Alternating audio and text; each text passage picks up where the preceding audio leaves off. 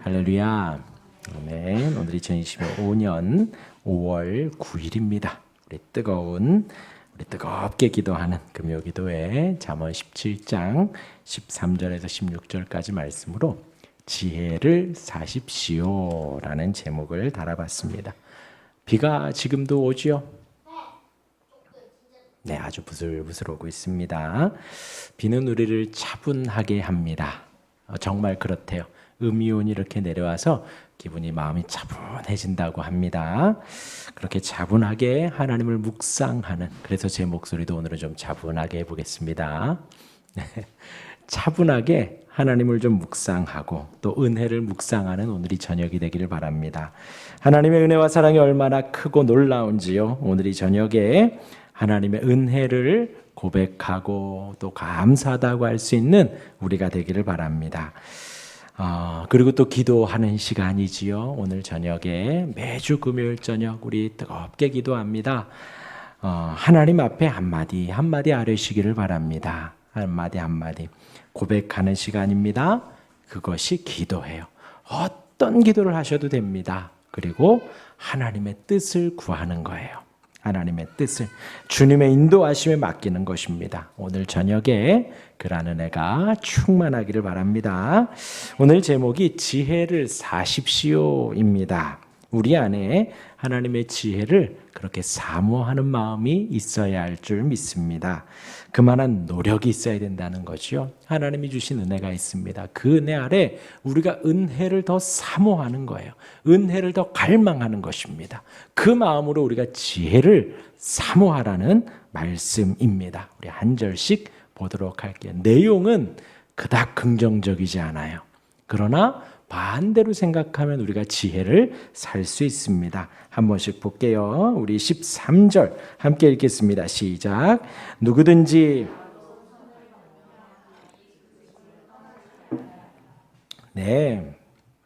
뭐 어려운 말씀 아닙니다. 선으로 갚아야지요.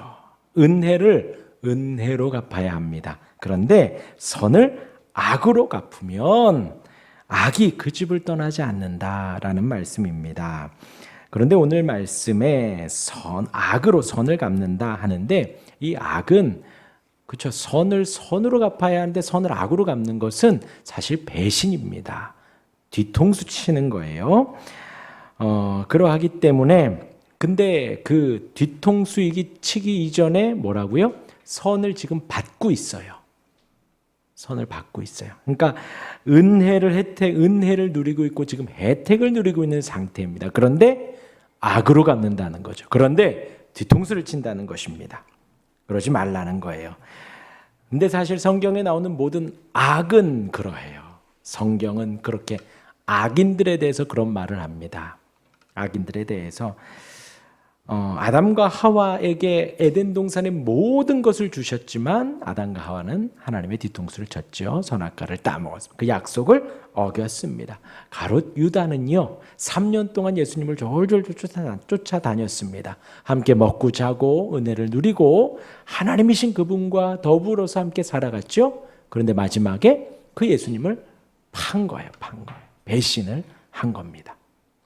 그러니까 이제 우리가 악으로 갚는다라고 할 때에 우리는 지금 선을 충분히 받고 있다라는 거예요. 뒤통수를 치고 있다라고 할 때에 우리는 사실 앞통수를 계속해서 보고 있는 상황인 것이지요. 오늘 이렇게 비가 와도 얼마나 하나님이 필요하시니 비를 주시는 것이죠. 희한합니다. 세차만 하면 비가 와요. 오늘 어제도 세차를 했는데 또 비가 옵니다.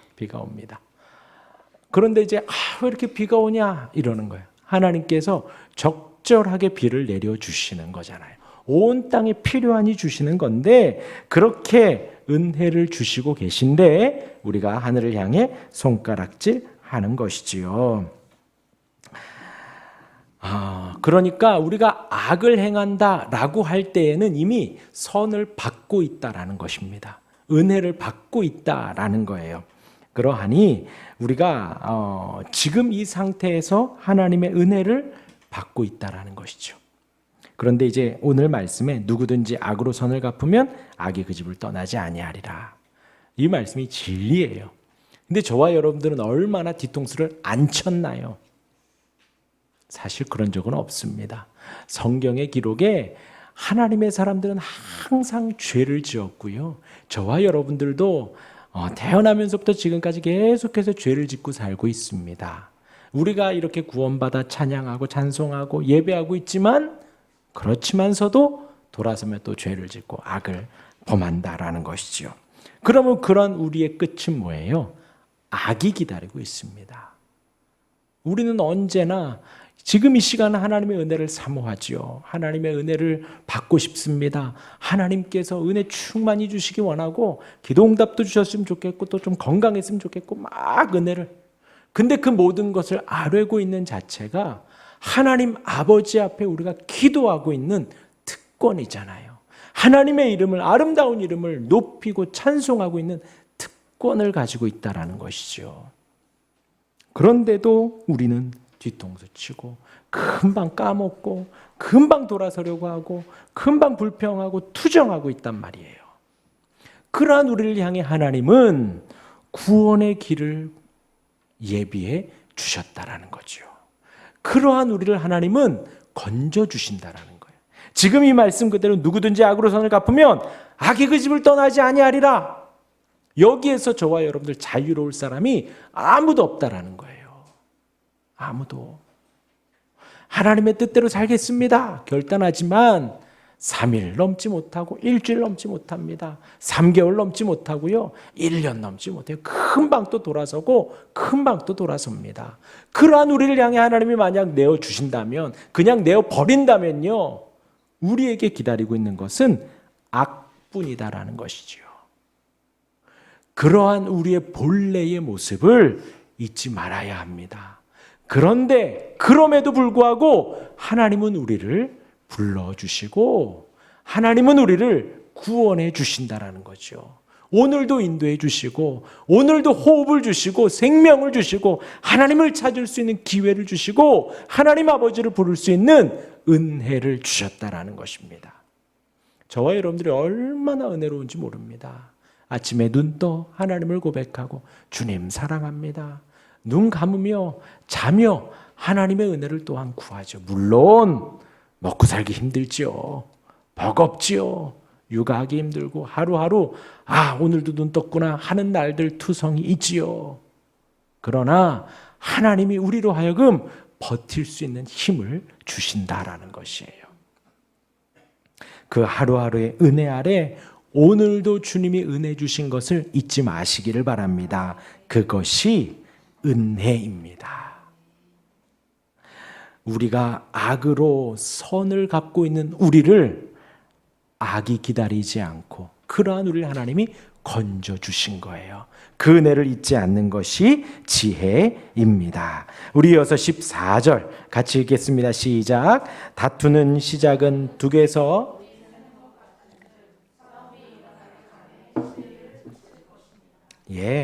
지혜는 뭔가요? 뚝에서 물이 쫄쫄쫄쫄 새면 빨리 막아버리는 거죠. 그것이 지혜입니다. 봐야 하고 이게 심각하다는 걸 인지하고 빨리 막는 것이 지혜예요. 어리석은 사람은요, 미련한 사람은요, 그냥 쫄쫄쫄쫄 새도 아니 이거밖에 안 새네? 라고 그냥 놔두는 거죠. 또 더 미련한 사람은 새는 것조차도 인지하지 못하는 것입니다. 어리석은 거지요. 그런데 그 둑에서 물이 셀 때에 그냥 놔두면 뭐가 된다 그래요? 싸움이 되고 큰 다툼이 일어난다라는 것입니다. 곧 싸움은 작은 다툼에서 시작되는 것이니 그 작은 다툼이 시작되었을 때에 빨리 멈춰야 합니다. 빨리 멈춰야 합니다. 스톱해야 돼요. 그것이 구멍을 막는 지혜입니다. 작은 것, 그 작은 것을 빨리 인지하고 막아버려야죠. 그렇죠? 반대로는요. 은혜도 마찬가지입니다. 작은 것에서 시작하는 거예요. 뭐 어떤 큰 성회가 있어야 하고 많은 사람이 모여야 하고 모든 게 있어야 되고 아니에요. 작은 것에서 하나하나 시작하는 것입니다. 우리가 은혜를 받고 싶으면요, 여러분들이 입술 안에 감사를 고백하세요.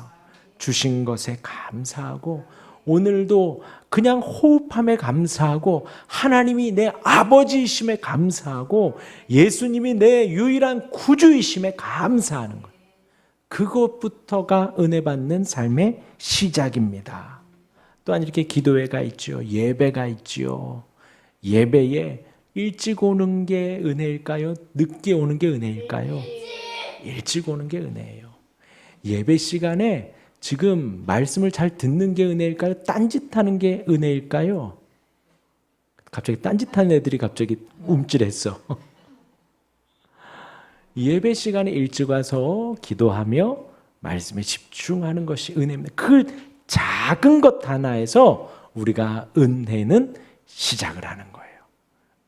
은혜의 구멍이, 다툼의 구멍이 아니라 시험의 구멍이 아니라 은혜의 구멍이 거기에서 시작을 하는 것입니다.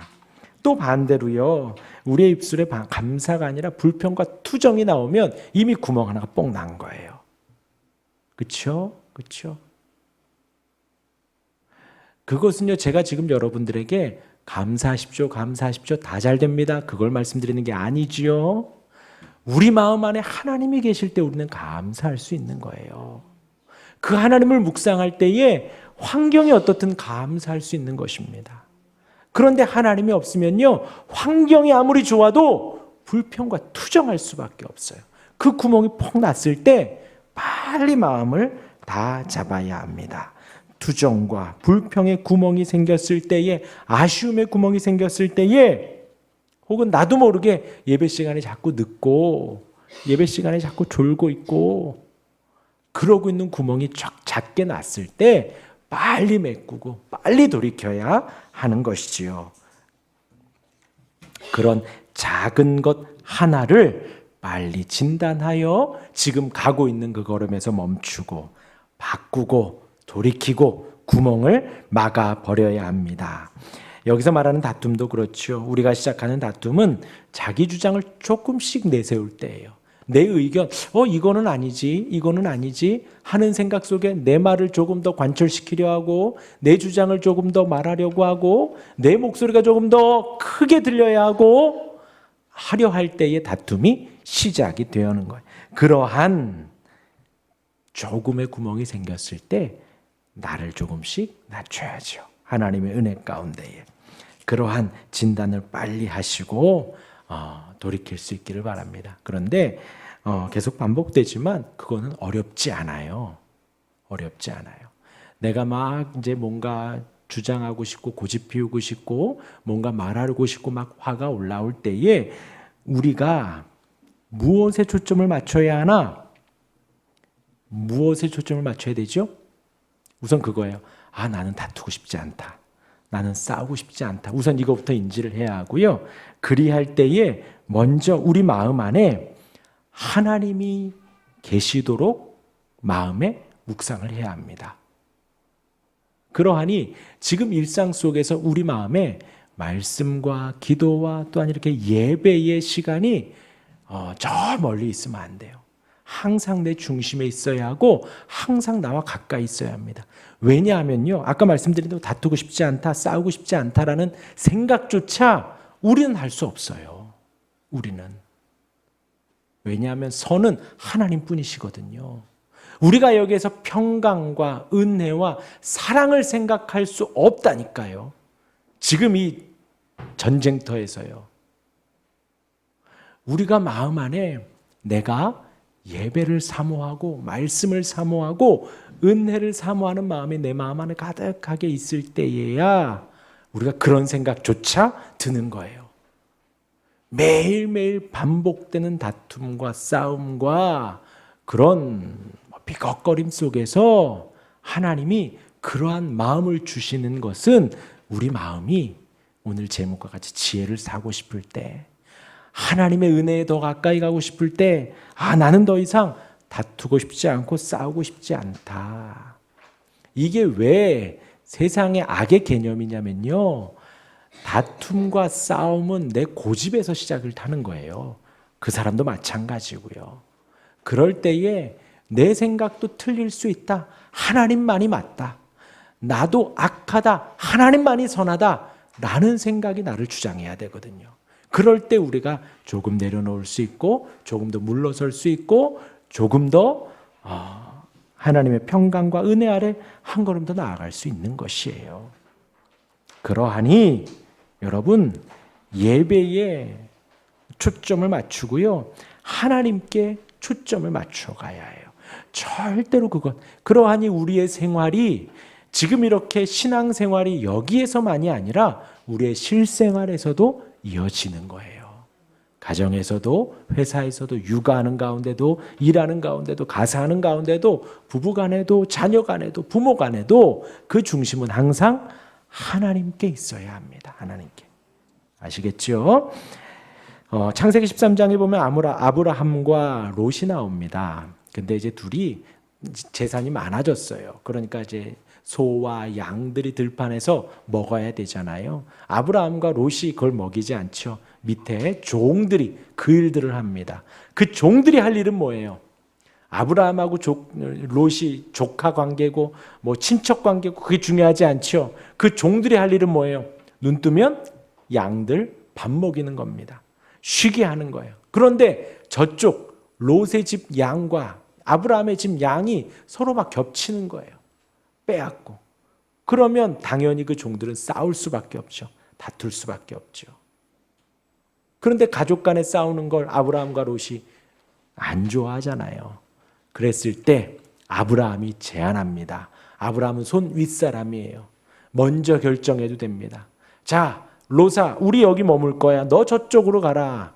해도 되지만 아브라함이 어떻게 하지요? 내가 좌하면 나는 우하리라. 내가 우하면 내가 좌하리라.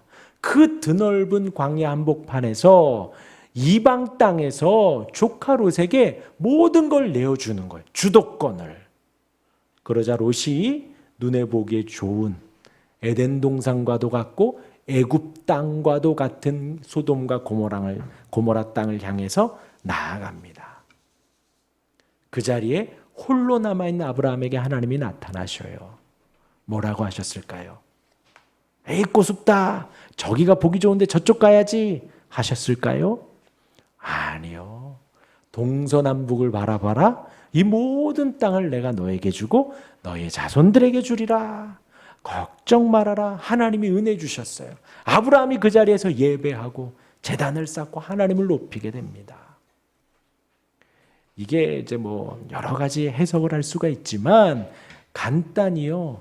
우리가 저와 여러분들이 은혜 받고 싶으면 어떻게 하면 되냐면요. 한번 참으면 돼요. 아브라함이 손 윗사람이라니까요. 삼촌이라니까요. 본인이 결정해서 가야 하는데 내려놓은 거예요. 아브라함의 마음이 어땠을까요? 되게 푸근하고 넓은 마음에 조카야 네가 알아서 해라 했을 것 같진 않아요. 마음이 얼마나 졸였을까요? 소돔과 고모라 에덴 동산과도 같은 그곳 애굽 땅과도 같은 그곳 아브라함이 안 봤을까요? 나도 저기 가고 싶다 하는 마음이 막 여기까지 올라왔겠죠. 그러나 참습니다. 하나님을 보고 참는 거예요. 하나님이 해주시겠지 하고 참는 것입니다. 그 참고 견디고 인내하는 것, 그것이 하나님께 드림이에요. 그렇게 하나님을 생각하고 그 다툼을 그치기 위해서 롯을 보내니 하나님이 그 소돔과 고모라 땅 말고 동서남북 모든 땅을 주시겠다라는 그 풍성한 은혜를 내려주시는 거예요. 여러분들이 하나님 앞에 조금 더 기도할 때에, 조금 더 내려놓을 때에, 조금 더 참을 때에, 조금 더 억울할 때에 하나님이 은혜를 주십니다. 아, 지금 내가 이걸 좀 가져야 되는데 어떡하지? 내려놓을 때에 하나님은 더 큰 하늘의 은혜를 주시는 거예요. 아브라함과 롯이 서로 다투지 않고 평강을 쫓아갔다라는 것입니다. 이어서 우리 15절 읽겠습니다. 시작. 악인을 의롭다 하고 의인을 악하다 하는 이 두 사람은 여호와께 미움을 받느니라. 악인을 뭐라고 해야 돼요? 그렇죠. 악인을 악하다 해야 돼요. 의인을 의로운 의하다. 의롭다 하면 되죠. 그런데요, 이게 쉽지가 않아요. 여론이 악하다 그래 버리면 의로운 사람도 악하게 되는 거예요. 여론이 선하다라고 하면 악한 사람도 선하게 되는 거예요. 그럴 때에라도 저와 여러분들은 의인을 의롭다 할 수 있어야 하고 악인을 악하다 할 수 있어야 합니다. 그 말을 하는 거예요. 그런데 그러지 않을 경우에 이 두 사람은 다 여호와께 미움을 받는다. 되게 부드럽게 나왔어요. 어디 간다는 얘기예요? 지옥 간다는 얘기예요. 지옥 간다. 저와 여러분들은 정직해야 합니다. 아시겠죠? 성경에서 가장 지금 이렇게 말한 가장 최고의 사건이 뭐죠? 예수님의 십자가 사건입니다. 죄를 하나도 짓지 않은 예수님을 불법 재판 속에서 그 의로우신 분을 악하다 했고, 의로우신 그분에게 가시면류관을 씌웠고, 의로우신 그분에게 채찍을 허락했으며, 의로우신 그분에게 십자가에 못 박는 그런 악을 행했습니다. 의로우신 그분에게 그 많은 사람들이 막 외치지요. 십자가에 못 박으소서, 십자가에 못 박으소서. 그러면 안 된다는 거예요. 아무리 여론이 그러고 아무리 많은 사람들이 외쳐도 의인을 의롭다고 해야 하고 악인을 악하다라고 할 수 있어야 합니다. 우리가 그러기를 바랍니다. 네, 우리 16절 읽겠습니다. 시작. 미련한 자는 무지하거늘 손의 값을 가지고 지혜를 사려 함은 어찌민고. 예, 다시 말씀을 드리면 이 말씀은요, 미련한 자가 마음은 없이 그 손의 값을 가지고 지혜를 사려 한다라는 거예요. 미련한 자는 무지하거늘 손의 값을 가지고 지혜를 사려 한다. 그러니까 아무 생각 없이, 무지하게 아무 생각 없이 그냥 값만 가져가서 지혜를 사려고 한다라는 거예요. 그런 사람을 향해서 뭐라고요? 미련하다. 자기가 마음엔 원치 않은데 겉으로만 하려고 하는 거예요. 가증스럽게 외치고 있다라는 것이죠. 저와 여러분들이 무엇을 하든 마음과 행동이 함께 움직여야 합니다. 우리가 예수님을 향해서 마음으로 믿고 입으로 시인하는 거예요. 그래야 구원을 받습니다. 몇 번 말씀드렸죠. 당시에 로마서가 기록된 그 당시에 입으로 시인하는 것은 목숨을 거는 겁니다. 잡혀갈 수 있어요. 시인 한 번 하면 잡혀가고 결박당하고 죽음에 이릅니다. 그러니까 마음과 행동이 같이 이루어져야 된다는 거예요. 어느 것 하나 빠지면 안 돼요. 근데 이제 저와 여러분들은 육신을 입고 있기 때문에, 악하기 때문에 혹 마음이 조금 사그러들 때 육신을 채찍질하면 마음이 다시 부릴 듯 일어나기도 합니다.